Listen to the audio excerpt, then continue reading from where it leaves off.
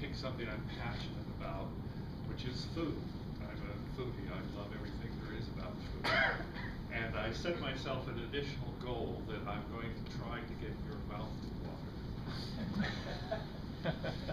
So I have decided to talk about one of my most memorable meals.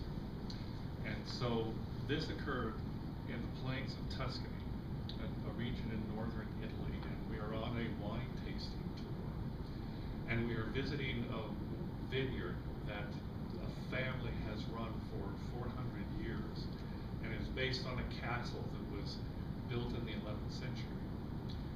We finished the tour. They make olive oil there and they make wine there, and the family and their daughters are now letting us sample their wine, which of course is their life passion.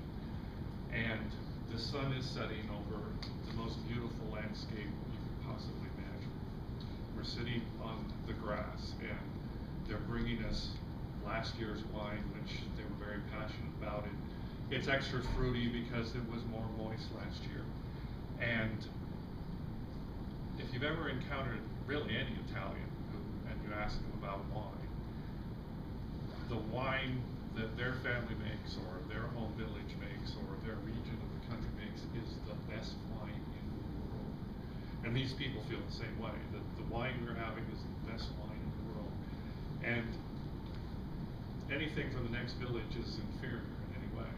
Now this wine is something of a Chianti, but Chianti is made over the hill that way, so it's not a Chianti. Chianti is a dry wine, and a wine that has fruity notes to it. And you can taste plums, you can taste cherries. And they're explaining this to us, and as we drink the wine, they talk about the plum taste. As you smell it, you can smell allspice, you can smell cinnamon. And they have you taste a piece of bread, which is a bruschetta, which has olives on it, which has tomatoes on it. And they have you taste back and forth, and they bring to mind a German dish, a German dessert dish called Kuchen. And indeed, you can taste Kuchen, and I know Kuchen because my grandmother used to make it at Christmas. And imagination going wild. The next time you taste it, you can also taste grandfather's ice cream on the Kuchen, because that's a memory that's been drawn back, and it's a wonderful, wonderful memory. Now, we have the wine, we have the bread, but of course there's cheese. Now, since we got to Europe, cheese has just redefined itself to me. Now, I considered myself an expert. I worked at Dairy Farmers of America, and I programmed up a lab system that made cheese exactly to specification, day in and day out. But as we got to London, and there was just a wealth of cheeses I had never experienced before. And as you get to France, they don't believe in pasteurization in France, the place they invented pasteurization, because it kills the taste. You're actually killing the thing in the milk that makes it living. And so milk and yogurt and ice cream is like you've never tasted it before, but the cheeses are fabulous. As you go through the Alps, we stopped at Gruyere, which is the cheese that goes in fondue, the cheese that goes on the top of French onion soup. And the cows, you don't see the black and white cows that we've bred in the United States to just produce milk, the Holsteins. You see vast varieties of cows, and they're all in the same field, and they're all eating grass. They're not being fed.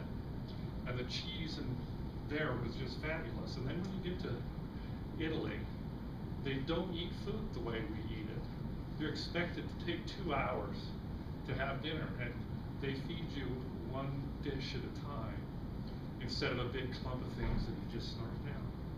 And of course, the cheese there is mozzarella, and it's a travesty to use that word to describe what they're serving. I can tell you about mozzarella. It's supposed to be 10.4% fat plus or minus 2% and 40% moisture. And the reason is it goes through the shredder well, and it melts in the 2.5 minutes that the pizza places have to make pizza. Those are the criteria. the cheese they make, they call mozzarella in Italy, is made that morning. And they squeeze it out and they prepare it, they separate the curd from the whey, and they dip it in a water bath, which lets it sort of form like taffy. And you draw it and you give it this texture, and then you squeeze it into a ball. And you just, a little tomato, a little basil, olive oil, and you're in heaven. So now the cheese we get at this vineyard, it's a big wheel of cheese, and they have a rack that they roll it into a fire, and the surface just bubbles up and burns off. They pull it back, they scrape it out, and they hand it to you. And it's partially Gruyere tasting, it's partially Parmesan tasting.